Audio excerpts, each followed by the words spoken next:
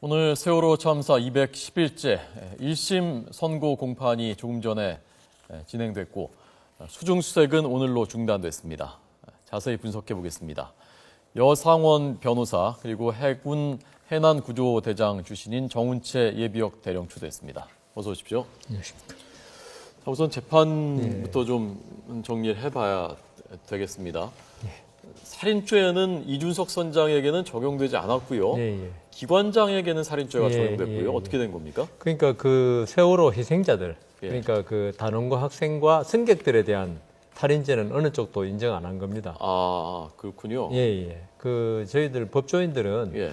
이 선장과 기관장에 대해서 어떤 국민적 그 공분, 분노 이걸로 살인죄로 본다는 여론이 뭐 아주 비등하고 저도 거기에 뭐 심정적 동조하는데 그러나 법리적으로 이 미필적 고의란 문제가 있는데 그 부분은 살인의 고의가 있다고 하기 어렵지 않느냐. 처음에 기소할 때부터 뭐 저도 방송에 나가서 계속 이야기했던 부분인데 결국 뭐 법조인들 생각은 비슷한지 살인죄는 역시 적용 안 되는데 기관장은 고살인죄가 아니고 그 직원 승무원 2명이 바로 자기가 보는 눈앞에서 추락했습니다. 추락해서 도저히 기동을 할 수 없으니까 놔두면 죽는 걸 갖다가 뻔히 알면서 그걸 놔두고 나왔다는 죄로 살인죄로 부작위 살인죄죠. 그러니까.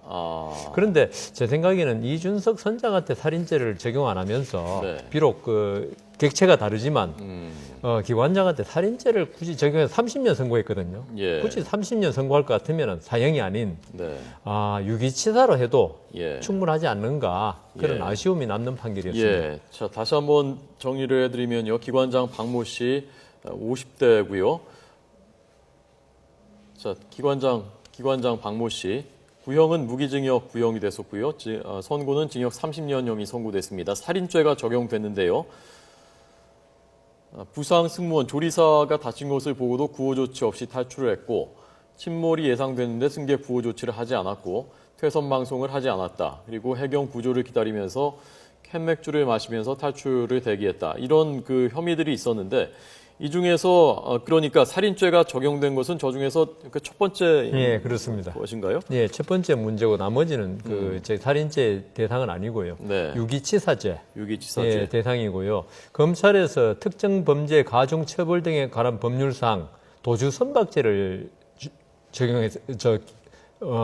기소했었습니다. 도주 선박죄라는 건 선박 사고가 났는데 그러니까 승객이나 구호하지 않고 그냥 다른 선박에 서로 충돌했을 때 구조하지 않고 도망간 거. 그러니까 육상에서의 뺑소니하고 같은 원리입니다.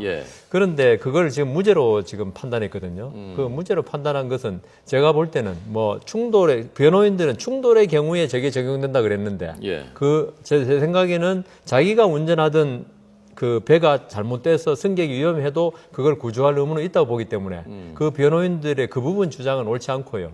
다만 도주를 했느냐 이게 아마 쟁점이 됐을 것 같습니다. 근데 이 사람이 도주한 게 아니라 그 사람들도 죽을 위험에 처해서 해경에 구조된 거거든요.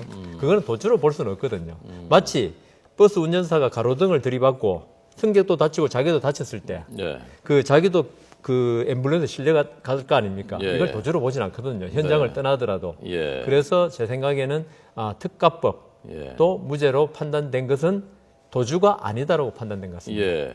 그 육상에서 지금 말씀하신 그 운전사는 본인이 많이 다쳤으니까 구급차에 실려가는데 이 경우에는 뭐 캔맥주도 마시고 이게 멀쩡했다고 하니까 그래서 그런 점에 차이가 있지 않느냐라는 게 아마 국민들이 생각하시는 검찰도 그렇게 생각한 것 같은데 전반적으로 봐서 도주라는 게 현장을 떠나야 되고 이 구호할 수 있는 상태가 돼야 되는데 사실 당시 상황으로서는 뭐 방송하고 이런 거 외에는 저 승무원들이 구조를 적극적으로 할 수 있는 상태, 벌써 배가 많이 기울었기 때문에 없는 상태가 아니었던가. 정확하게 판결문을 안 봐서 제가 지금 뭐라고 단정은 지을 수 없는데 그런 생각이 듭니다. 그렇게 판단을 한 것으로 보인다.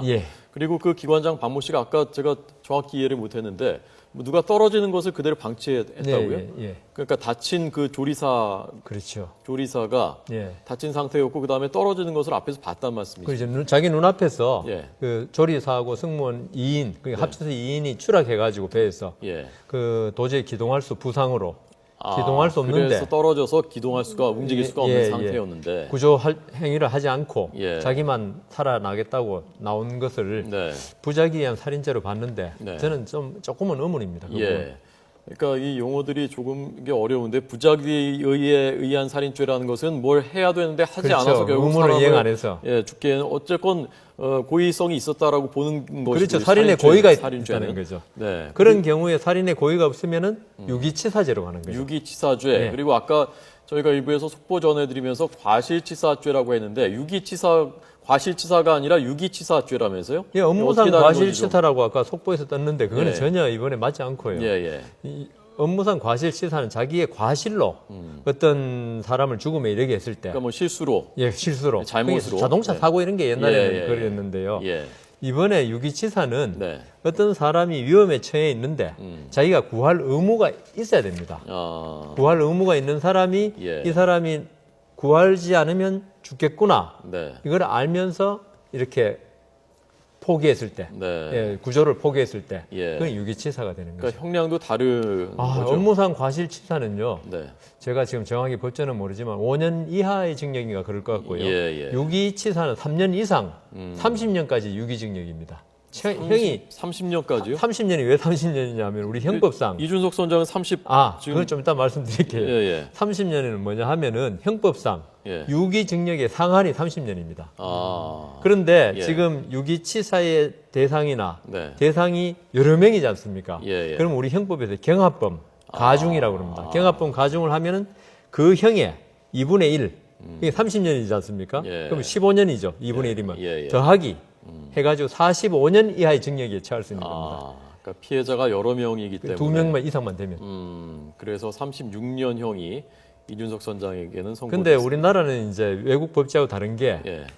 아무리 피해자가 많아도 2명 이상이 다 똑같습니다. 1000명이 되든 10,000명이 되든. 그런데 이제 이태리라든가 대륙법계 국가에서는 네. 형을 다 더합니다. 이야. 그래서 저기 잘 아시겠지만 콩코르디아 사건, 예, 이태리 예. 유람선. 네. 거기는 검찰에서 구형을 2,600년을 했습니다. 2600년. 예. 선고는 어떻게 나왔습니까? 아직 선고가 나왔다는 소리는 못 들었는데 검찰 구형은 여하튼 2,600년입니다. 그 실질적으로 2600년은 뭐 100년 이상을 할 수가 없는 거죠. 그런데 보통 왜 그렇게 그렇게 하는 건가요? 선고하는 게요. 예. 외국에는 무슨 뭡니까 국경일 되면 감형하고 이런 게 꽤 많은 것 같습니다. 그래서 아예 너는 그냥 감옥에서 끝까지 있어라. 예. 이런 취지 같습니다. 예, 알겠습니다. 자, 해군 해난 구조대장 출신이시고요. SSU죠, 그게 SSU. 예비역 대령이십니다. 오늘 수중수색이 중단됐고요. 그리고 인양할지는 좀 더 검토를 해서 결정하겠다라는 것이거든요. 지금 세월호가 210일 됐지 않습니까? 바닷속에 있은 지가. 지금 선체의 상태나 이런 것이 전반적으로 어떤 겁니까? 제가 지금 10월 중순까지는 현장에 가서 있었습니다. 그러셨군요. 그래서 대략적으로 제가 알고 있기로는 선체 구조상 원칙적으로 바로 서 있어야 될 배인데 네. 지금 누워 있습니다. 예. 그러다 보니까 모든 구조적으로 바뀌어진 겁니다. 그러니까 힘 있는 파트들이 옆으로 누워 있으니까 힘을 못 쓰는 거죠. 선체 구조상 원래 누워 있는 바로 서 있어야 정상인데 누워 있으니까 힘을 제대로 못 받는. 아니 넘어지면 눕는 게 정상 아닙니까? 그러니까 누워지니까 구조가 원래 힘을 받치고 있어야 될 부분이 제대로 못 받치고 있죠. 예. 그러니까 힘없이 자꾸 붕괴가 되는 겁니다. 예. 그런 상황이 아마 8월 달부터 조금씩 계속 있어 왔습니다. 네. 그러다가 10월 달로 가서는 정말 돌이킬 수 없을 정도로 심하게 붕괴된 현상이 있어서 안전 문제가 크게 대두된 점이 있습니다. 예. 그럼 지금 저 내부는 거의 구조물들이 거의 다 이렇게 붕괴된 상태라고 볼 수 있는 겁니까? 뭐 전체 다 그런 건 아닙니다만은 예. 일부분적으로 네. 붕괴된 것도 있고 붕괴 안 된 부분도 있고. 예. 근데 그것이 시간이 흐르면서 점점 더 붕괴 개수가 늘어난다. 그렇게 판단하시면 됩니다. 예. 저 선체를 지금 인양할지를 검토하는 것은 어쨌건 그 실종자를 찾을 수 있을까 하는 그 기대 때문에 그런 것이죠. 그렇죠. 그 어떻습니까? 그 인양하게 되면 어느 정도 기간이 걸리고요. 그래서 그 문제가 가장 지금 중요한 문제인데 저는 지금 현재 생각할 때 그렇습니다. 지금 인양 문제를 좀 너무 섣불리 빨리 거론하는 거 아니냐 하는 제 개인적인 생각입니다. 왜냐하면 아직 정부에서 공식적인 발표가 없었기 때문에. 네. 그러나 문제는 어차피 인양 문제는 앞으로 거론은 돼야 될 겁니다. 예. 근데 제가 이 문제에 대해서 가장 고심스러웠던 것은 뭐냐면은 처음 어느 정도 수색이 갔다 그다음 답보 상태에 있을 때 그때 저는 생각할 때 가족들 입장에서는 인양이라는 말 자체를 싫어했습니다. 왜? 그것은 꼭 수색 중단으로 생각을 했기 때문에 예. 사실상 저희들 늘 구조한 사람 입장에서는 인양이 수색 중단이 사실상은 아닙니다. 인양이 수색의 마무리 단계입니다. 사실 최종 마무리 단계가 수색이 인양인데 그것을 함부로 거론치 못했던 이유는 인양이 어렵기 때문입니다. 우리가 이렇게 큰 인양을 해본 적도 없고 시간도 얼마나 걸릴지 정확하게 계산도 안 나고 이런 상황에서 자 수색을 가장 빨리 하는 방법은 인양이라고 설득하기가 상당히 설득력이 없었습니다. 예. 그래서 지금까지 사실 온 겁니다. 온 건데 지금도 정부에서 인양을 함부로 쉽게 안 하는 이유는 그만큼 인양이 어렵다는 겁니다. 물론 우리 학문적으로 전문가들이 이론적으로 그림으로는 그리기 쉽습니다. 근데 저 같은 경우 직접 인양에 참여했던 사람 입장에서는 예. 정말 벅차다 하는 것이 바로 눈앞에 다가와 있는 현실입니다. 그래서 왜냐하면 저희들이 인양을 하는 것도 몇백 톤, 몇천 톤 같은 문제, 이거는 벌써 5천 톤이 넘는 것은 저희들 유사일에 아직 해본 적도 없고 하는 걸 본 적도 없습니다. 예. 그래서 여기서 감히 어떻다, 얼마가 걸린다, 돈이 얼마다 이런 말 자체 하는 것보다 난 너무 앞서간다고 저는 생각하는 사람입니다. 예. 그래서 왜냐하면 이제 이 인양 문제가 어차피 통상 기간이 1년 이상 걸린다는 건 맞습니까? 통상 그거는 이렇습니다. 원래 인양 문제가 내가 거론할 때 말씀드렸다시피 좀 앞서간다 하는 이유가 예. 인양을 하는 데는 여러 가지 방법이 있습니다. 예. 어떤 방법으로 할 것이냐 거기에 따라 달라집니다. 예. 또한 어떤 방법을 결정하는 것은 뭐냐, 어디에 중점을 둘 것이냐, 경비를 최소한도 할 것이냐 예. 하면 인양 방법 달라집니다. 아니다, 가장 안전한 방법으로 수롯이 예. 시신 한 구도 소심 없이 그대로 올려라 아. 했을 때는 훨씬 더 인양 방법이 달라지는 겁니다. 그렇군요. 그렇게 인양 방법이 달라지면 뭡니까? 시간도 달라지고 경비도 달라지고 모든 것이 달라진다는 거죠. 그래서 인양 문제를 우리는 여기 쉽게 얘기를 하지만은 실질적으로 인양을 해야 되는 사람 입장에서 보면 대단히 부담스러운 부분이 많고 경우의 수가 너무 많습니다. 그러니까 실종자 수색에 더 방점을 찍는다면은 시간도 더 오래 걸릴 그렇죠. 것이고 당연히 그렇습니다. 비용도 더 들겠고요. 그렇습니다. 예. 그럴 수밖에 없습니다. 예. 콩코르디아호가 앞서 말씀하신 그 이탈리아 그 유람선인데요.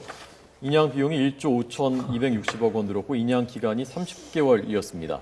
이 콩코르디아호는 실종자 수색 때문에 인양한 것이 아니라고 들었는데요. 실종자 수색을 논외로 한다면 그래도 인양을 해야 됩니까? 어떤 이유 때문에 인양이 필요한 겁니까? 아니면 그대로 놓아두는 것도 방법입니까? 그래서 제가 좀 말씀드렸지만 너무 앞서간다고 말씀하신 이유도 네. 인양을 바라보는 시각이 우리 유가족 입장에서는 어떠한 이유든지 마지막 수색 인양해서 확인해달라. 아마 가족들 생각은 그럴 겁니다. 예. 그리고 정부 차원에서도 그런 가족들 요구사항을 가만 무시 못할 겁니다. 네. 이런 점을 고려했을 때는 인양을 해야 되는데 이 인양하는 데 있어서 가장 중요한 문제는 그렇게 유가족들이 원하고 국가가 원하고 또 전문가가 또 같이 삼자가 머리를 맞대고 고민해야 될 부분이 너무나 많다는 겁니다. 조금 전에 말씀드렸다시피. 네. 그래서 그런 것이 정말로 소통이 이루어지는 것 이런 분야입니다. 여기에는 구조해야 될 사람과 전문가와 정부와 가족이 정말 한 목소리로 뭔가 어떤 결론이 나와야 이것이 원만하게 갈 수 있습니다. 예. 그랬을 때는